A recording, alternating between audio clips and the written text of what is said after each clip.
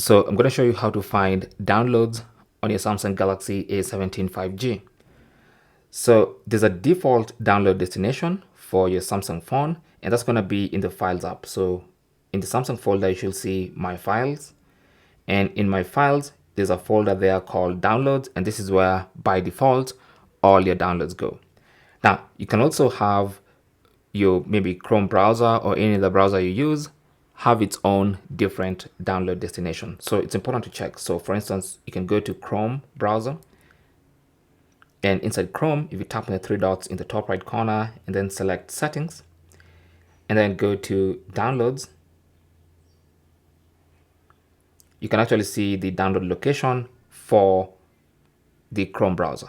Okay, so it can be changed. If you leave it on downloads, it's going to go to the default downloads destination for your Samsung phone, but it could have been changed to maybe the SD card or a different destination. So that is basically how to find downloads on your Galaxy S17 5G. If you find this video useful, don't forget to like and subscribe.